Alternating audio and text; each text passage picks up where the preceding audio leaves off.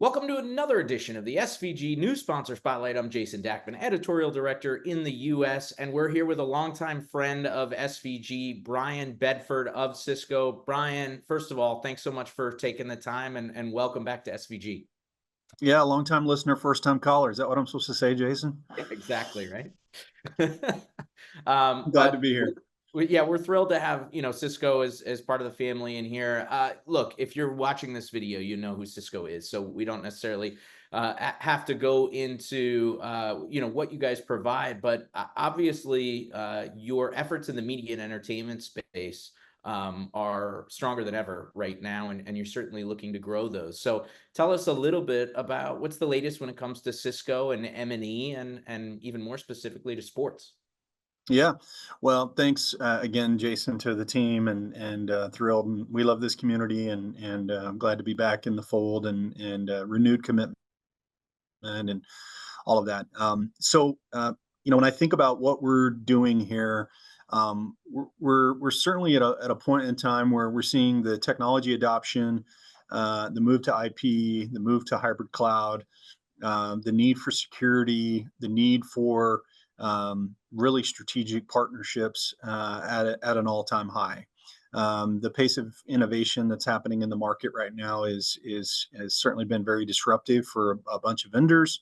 Certainly, our customers are going through a technology and a business transformation that we've kind of lived through and are living through, and sprinkle in some global pandemic. It's been a fun ride here over the last several years, but it Yeah. also creates an opportunity that I think we're well positioned, and probably as well positioned as we've ever been.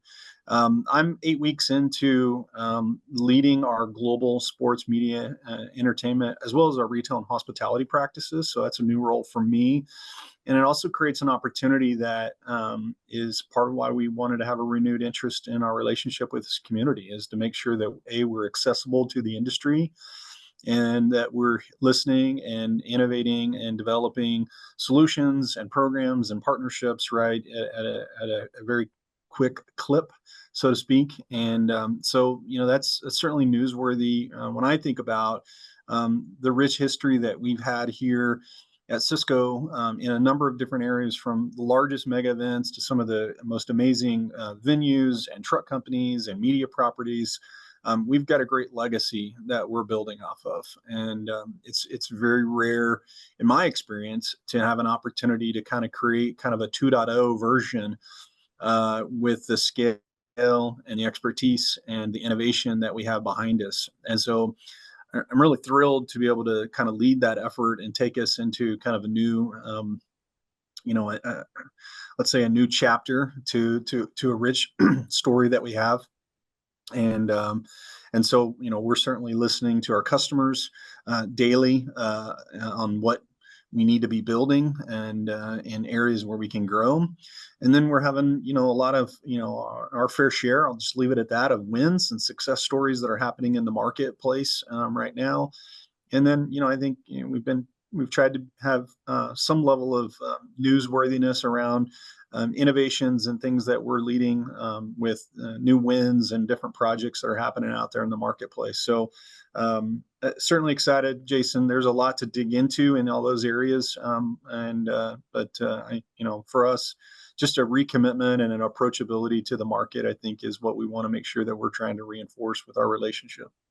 For sure. Yeah. And I mean, you mentioned the disruption. Look, it's been an insane few years on a variety of levels, but with the rise of IP, the rise of cloud-based workflows and cloud-based infrastructure, and the rise of different distribution models, right, for a lot of this content, the entire industry has been turned on its head. So Cisco is very much the back end for a lot of this. Cisco is the highway that a lot of these technologies run on. You talked about asking your customers and making sure you're in close contact with your customers, asking what they need. What are some of the things that they're looking for, and how do those reflect the cloud and IP trends that I just mentioned? Yeah, I mean, I think, listen, we have when we just think about SMPTE 2110 and just all the disruption that's done to the full industry, our business there is quite significant now around the world. And it would it would swallow a number of companies that actually, are in this industry. And I say that as a badge of pride, not to be condescending. It's an opportunity that we take with great pride, that the industry is recognizes that we've built features and we've built capabilities, and we are always looking at innovation that can happen. So, sitting on the standards bodies, being part and participatory in there, whether it be a feature around non-blocking multicast or PTP or any of the normal things that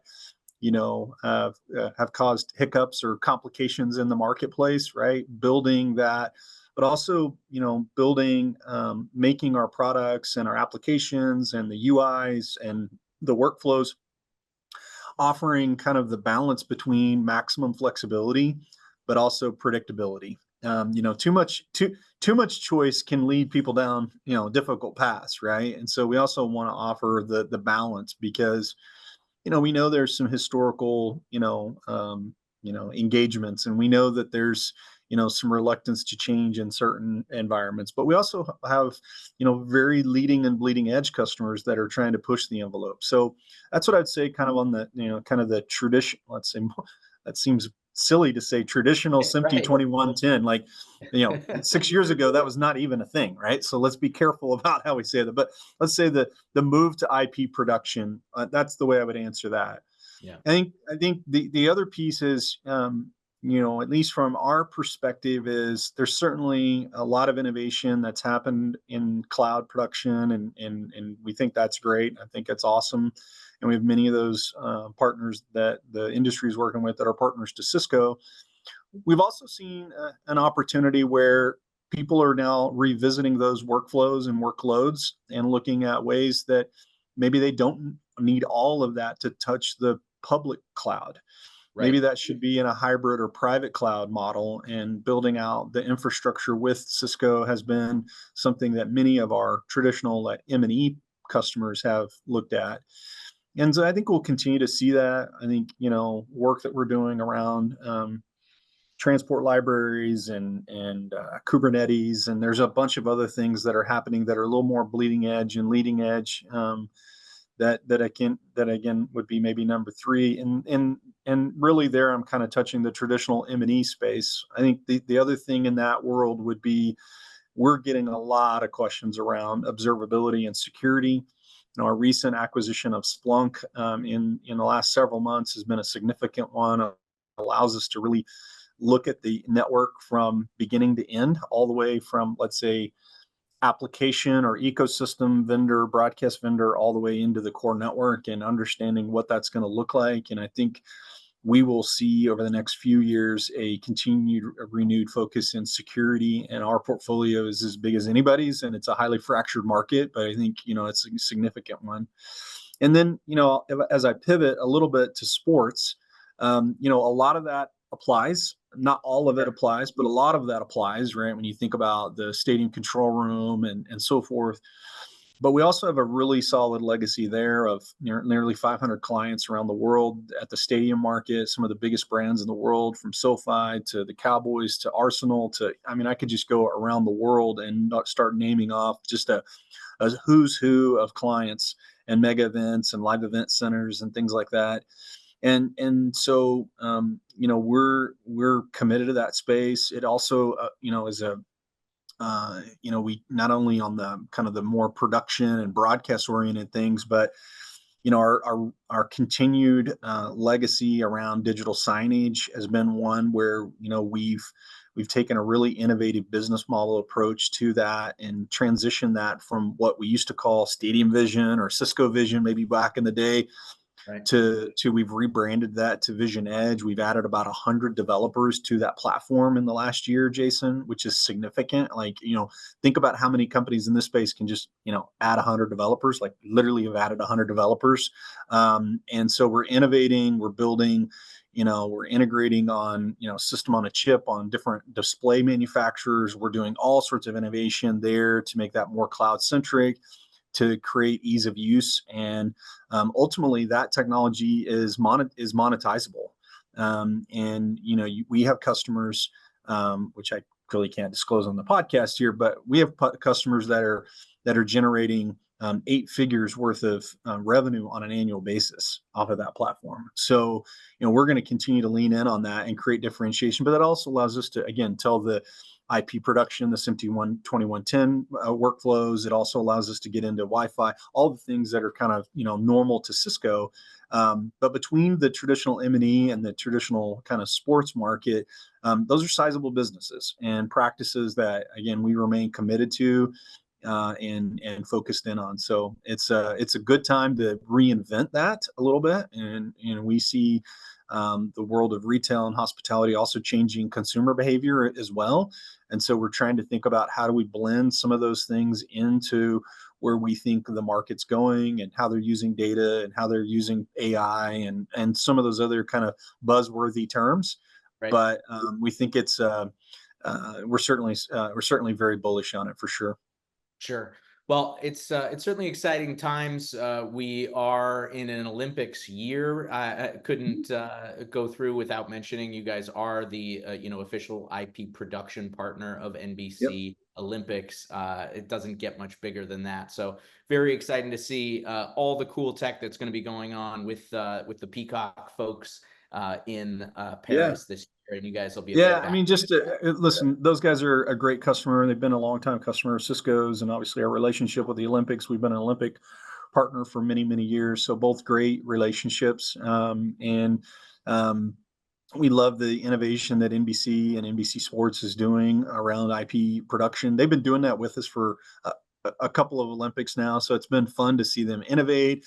Then not just think about IP production, and that's great, but they leverage other technology from Cisco to make that, from collaboration to security to a number of other things that we could spend hours and hours on today. But we love that, and we love being up for the challenge of some of the most complicated environments, both in trucks and in live events. And so this is just another one that we're up for the challenge and up for the opportunity. So it's really cool. So thanks for mentioning it. So it's going to be a fun one. Yeah, no question. It's going to be a big one this year. It doesn't get much bigger than the Olympics, and when it's in Paris, it's even bigger. So, very excited for Cisco to be back in the SVG fold. We're thrilled to have you, and we hope to see you at an SVG event very soon. Bryan, thanks so much for taking the time today. Thanks, brother. For more on Cisco and its sports-related projects, check out sportsvideo.org as well as the SVG Play video on demand platform.